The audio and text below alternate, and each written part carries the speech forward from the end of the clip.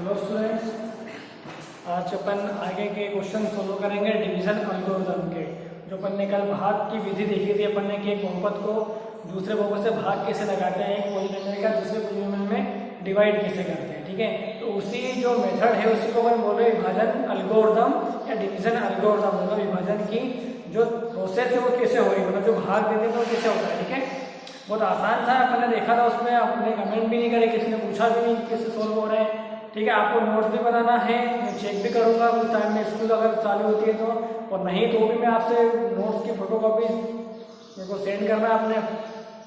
ठीक है, तो अपन पहले समझ लेते हैं कि यहाँ पे आगे का जो कुछ क्वेश्चन है वो कैसे होंगे। ठीक है, यहाँ पे दो क्वेश्चन और सोल्व करते हैं, उसके बाद में चैप्टर खत्म हो जाएगा, क्योंकि कुछ खास इंपॉर्टेंट है नहीं आगे 3 क्वेश्चन और बचेंगे, लेकिन वो कभी आते ही नहीं है एग्जाम में, आया तो आते ही नहीं और खास इंपॉर्टेंट भी नहीं है, और एक टाइप का ही क्वेश्चन है वैसे। ठीक है, तो अपन उनको नहीं करेंगे, मैं काफ़ी टाइम से देख रहा हूँ क्वेश्चन आते ही नहीं है, तो अपन देख लेंगे अगर होगा क्लासेस लगी तो मैं आपको क्लास में समझा दूंगा।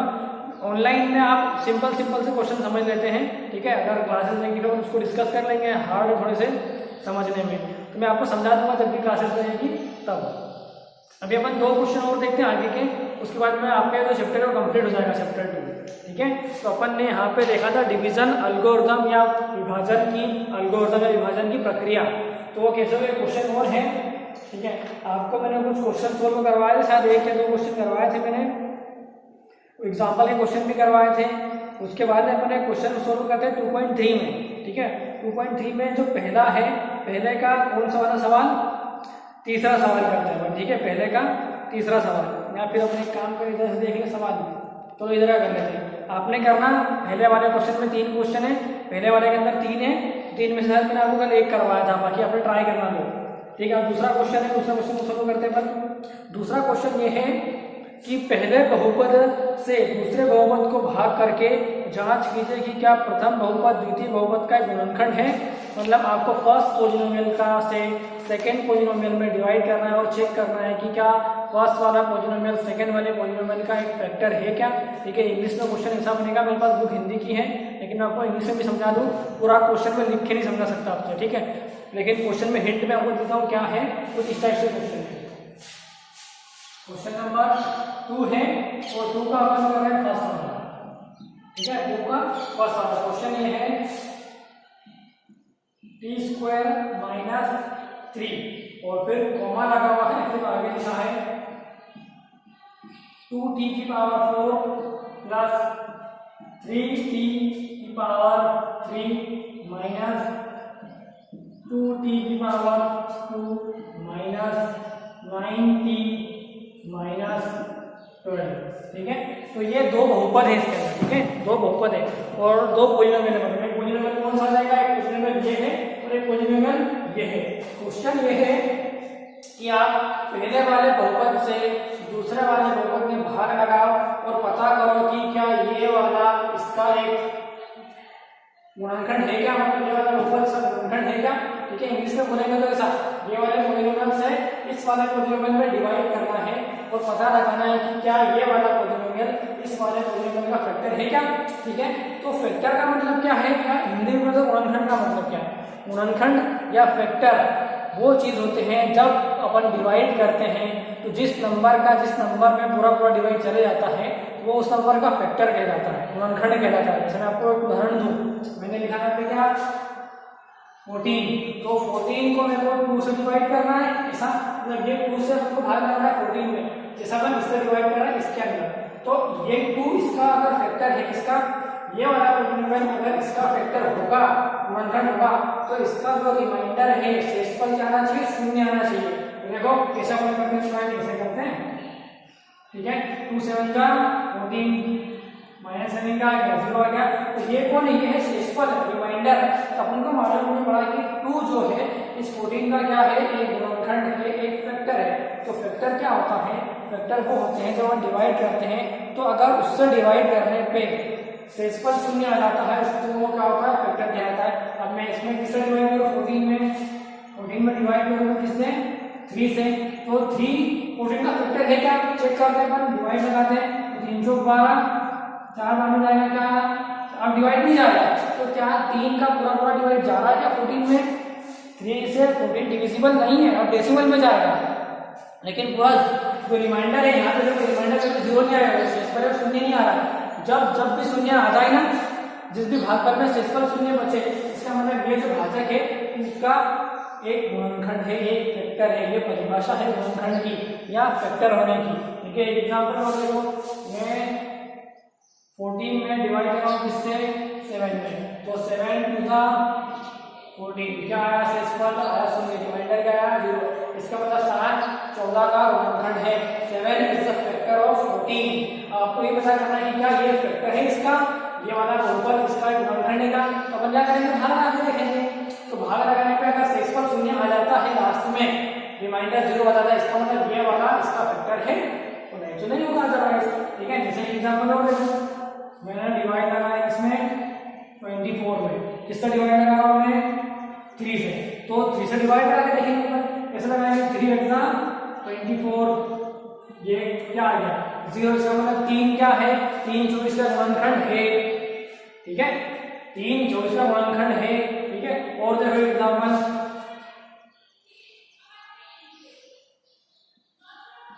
52 में मैं डिवाइड लगाता हूँ किससे, 13 से, और बताओ मेरे को क्या 13 इस 52 का गुणनखंड है क्या, 13 52 का फैक्टर है क्या। ठीक है, तो अपन क्या करेंगे, डिवाइड लगा के देखेंगे, तो 13 का टेबल आना चाहिए। ठीक है, 13 में से 13 2 26 3 39 और 4 52 52, मतलब 1352 4 बार में डिवाइड चले जाएगा। ठीक है, और रिमाइंडर क्या बच रहा है, 0। इसका मतलब जो 13 है वो भी 52 का गुणनखंड है, फैक्टर है। तो जब भी शेषफल शून्य आ जाए तो इसका मतलब जिससे अपन भाग लगा रहे हैं वो उसका फैक्टर है, गुणनखंड है। तो इन तीनों क्वेश्चन में जो दूसरा वाला है, दूसरा वाले क्वेश्चन में 3 पार्ट है। ठीक है, तो पहले वाले में चेक करके देखना पड़ेगा, अगर जो शेषफल है वो शून्य आ जाता है तो मतलब वो गुणनखंड है, फैक्टर है, अदरवाइज नहीं होगा। हटा देते हैं इसको अपन।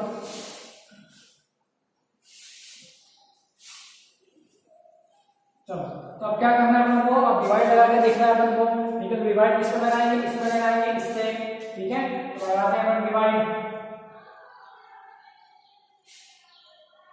ऐसे, यहाँ क्या आएगा 2t की पावर 4 प्लस 3t की power 3 minus 2t square minus 9t minus, इसमें डिवाइड करेंगे अपन किससे, t स्क्वायर माइनस 3 से। तो अपन कैसे डिवाइड कराते हैं, अपन देखते हैं इसकी पहला पद और इसका पहला पद देखो, दोनों का फर्स्ट टर्म देखो, यहाँ पे 2t की पावर 4 है, यहाँ पे ओनली t स्क्वायर है, t की पावर 4। तो मैं इस t में, इस t स्क्वायर में t के वर्ग में किससे गुणा करूं कि वो 2t की पावर 4 बन जाए। तो मेरे को इसको बनाना है 2t की पावर 4 ऐसे। तो अगर ऐसे समझ में नहीं आ रहा है तो फिर अपन को क्या करना है, इस 2t की पावर 4 में, 2t की पावर 4 में इस t की पावर 2 से भाग लगा, t की घात 2 से भाग लगा, इसके पहले पद में, इसके पहले पद से भाग लगा, तो भी हमारे ऊपर आएगा। तो यहाँ पे क्या जाएगा, t की पावर 2 है, t की पावर 4 तो देखो 2 तो कटेगा नहीं, 2 तो आएगा।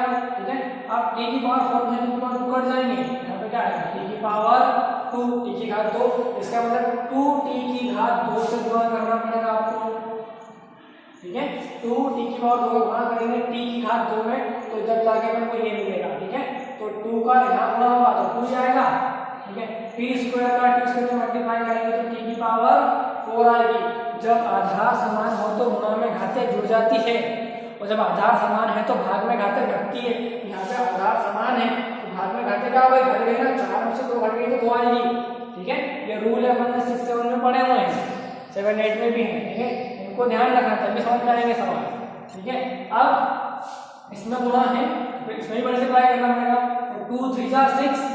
ठीक है, तो क्या आएगा 6 आएगा, और t स्क्वायर अकेला है तो यहाँ देखो t स्क्वायर का t स्क्वायर यहाँ पे ना, तो इसके नीचे लिखना है अपन को। तो 2 का 3 में गुणा करेंगे तो क्या आएगा माइनस का 6, और t स्क्वायर है तो t स्क्वायर, बस वही का रहेगा, t की घात 2 t तो है नहीं यहाँ पे, बस मुझे सोल्व।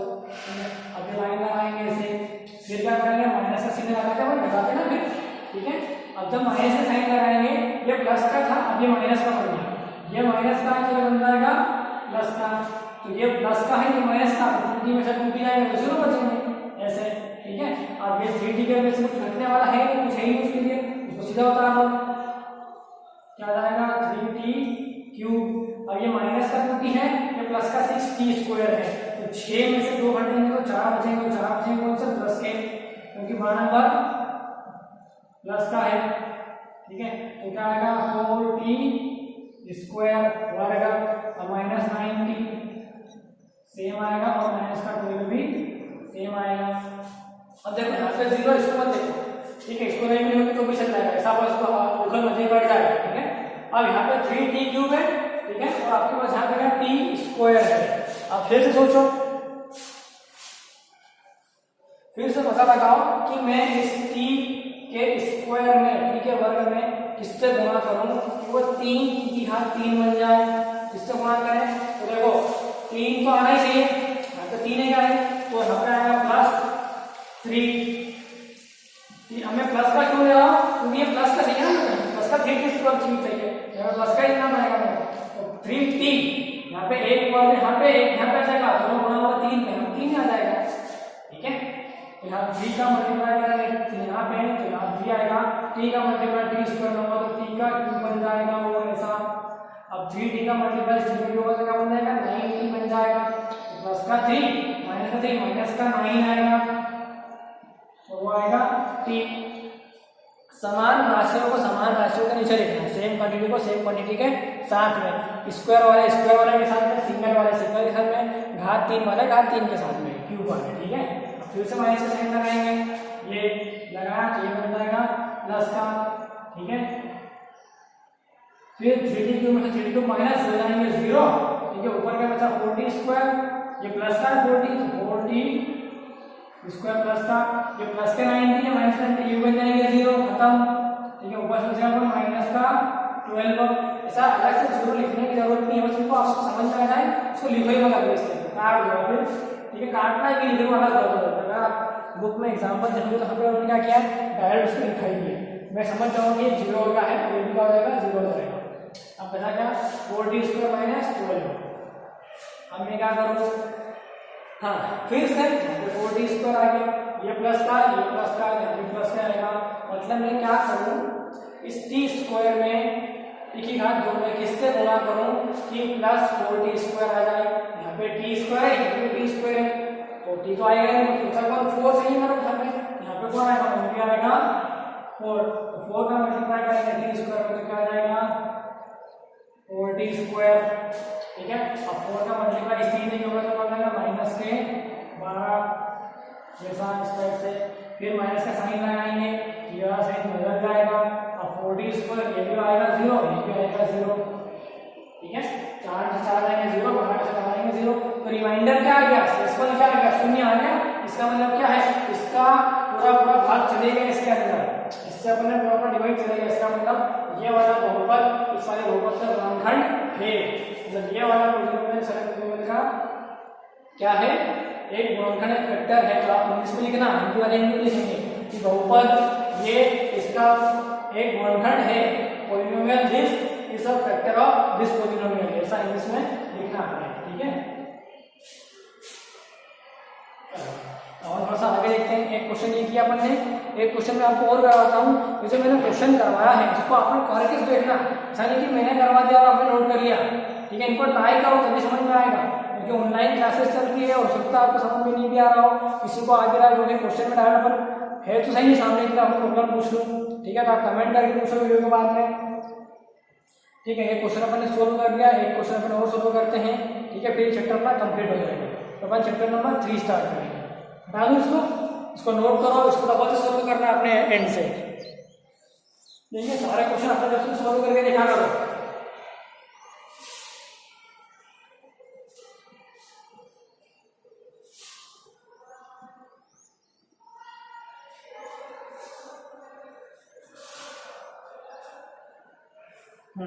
अब देखो एक और क्वेश्चन,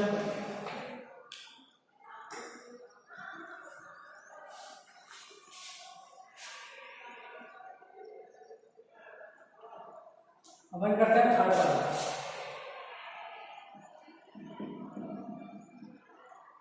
होगा थर्ड क्या है, आपको ये पता करना है कि x cube minus 3x plus 1 से डिवाइड कराना है x की पावर 5 माइनस 4x की पावर 3 और फिर है plus x square plus 3x plus 1। ठीक है, सेम क्वेश्चन है सेकंड का थर्ड वाला ये, फिर एक क्वेश्चन बचेगा बीच वाला सेकंड वाला, वो भी ट्राई करना और इनको भी ट्राई करना एक बार सोल्व करके। ठीक है, अब पता करना है कि ये एक इसका गुणाकार है कि नहीं है, मतलब ये वाला पॉलिनोमियल इस वाले पॉलिनोमियल का फैक्टर है कि नहीं है, तो इससे डिवाइड करेंगे अगर इसके अंदर जैसा भी हमने किया और रिमाइंडर 0 आना चाहिए। अगर नहीं आता है तो फिर करना ही है, करना ही है, अगर 0 आता है तो फैक्टर है। ठीक है,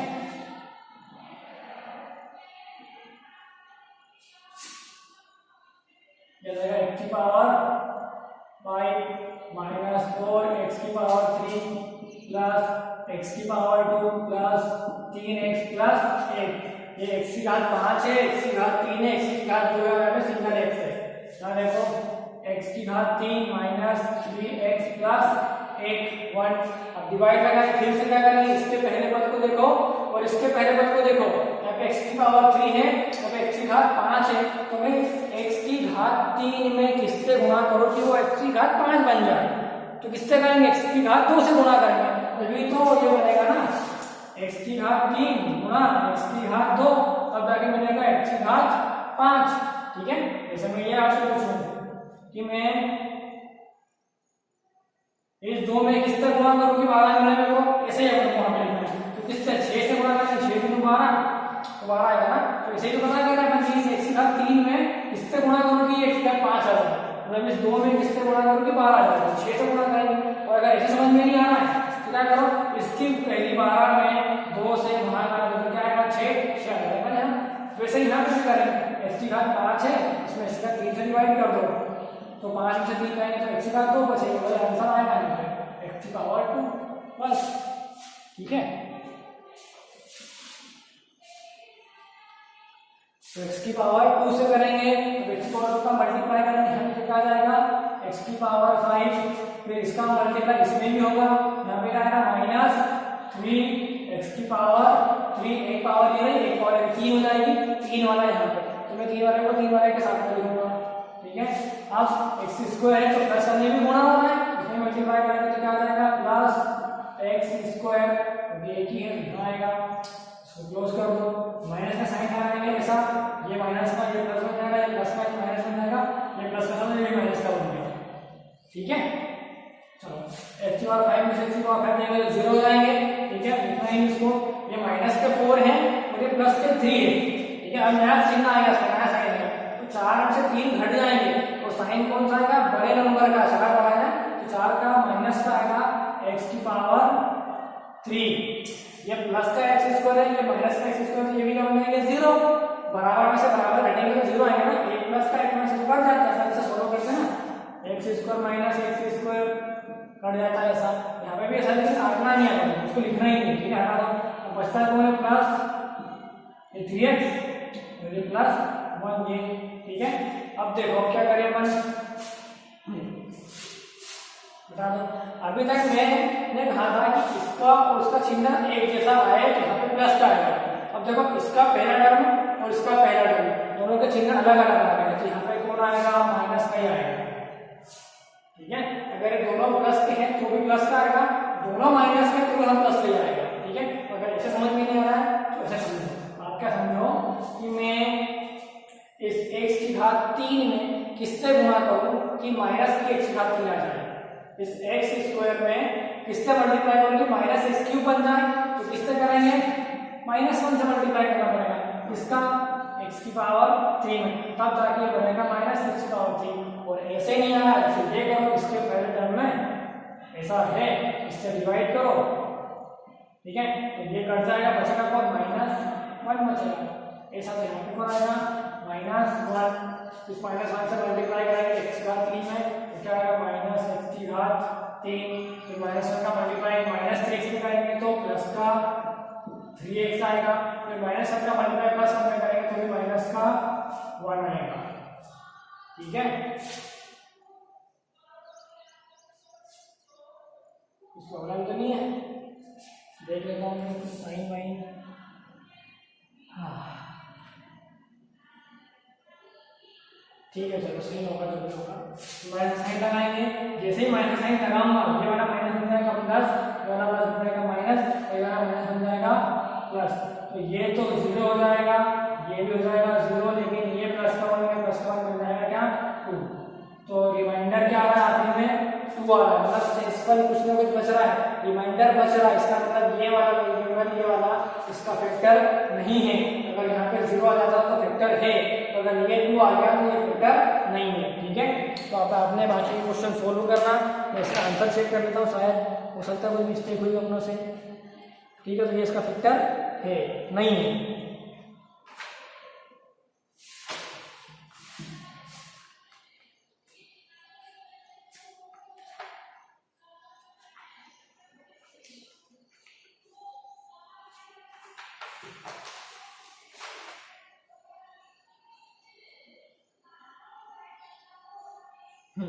सही है। ठीक है, यहाँ पर 2 ही आएगा, ये 2 आएगा, इसका फैक्टर नहीं है। देखिए मेरे को लगा यहाँ से करने जानी होगी, ये सब करते करते आ रहे हैं इसलिए। तो ये क्वेश्चन था सेकंड थर्ड वाला। ठीक है, ये भी मैंने कर दिया। अब जो क्वेश्चन मैंने करवाए हैं इनको आपने एक बार और ट्राई करना खुद। ठीक है, और फिर से उनको सोल्व करके देखना, तो आपको आएंगे। और नहीं आए तो फिर वीडियोस को बार बार देखो, मैंने क्या कॉन्सेप्ट बताया उन कॉन्सेप्ट को पढ़ो। और फिर भी नहीं समझ में आ रहा तो कमेंट कर दिया करो, सर यहाँ से नहीं समझ में आ रहा, ये कैसे होगा वो कैसा होगा, मैं आपको बता दूंगा। ठीक है, इनको वीडियो को एक बार और देखो अगर एक बार में समझ में नहीं आ रहा है। ठीक है, क्वेश्चन सोल्व करने से ही प्रैक्टिस होती है, प्रैक्टिस करोगे तो ही जाके समझ में आएंगे, ऐसे नहीं समझ में आएंगे। ठीक है, इसे डायरेक्ट क्लास तो है नहीं कि मैं आपसे अभी के लिए पूछ लूँ कि क्या समझ में आया कि नहीं आया। ठीक है, तो आप कमेंट करके पूछो मेरे से, तो बताऊंगा आपको। ठीक है, तो बाकी क्वेश्चन आपने ट्राई करना, ये वाले भी लेवल से सोल्व करना और कॉपी बनाना। ठीक है, जब भी क्लास में कॉपी चेक करूंगा। ठीक है, वो चैप्टर 2 खत्म होने के बाद मैं टेस्ट भी लूंगा इसका, वैसे तो खत्म ही समझो इसको, कल से अपन चैप्टर 3 स्टार्ट करेंगे। अगर आप डाउट में कमेंट नहीं पूछते हो तो मैं कल चैप्टर 3 चालू कर दूंगा। ठीक है, इसको नोट करना।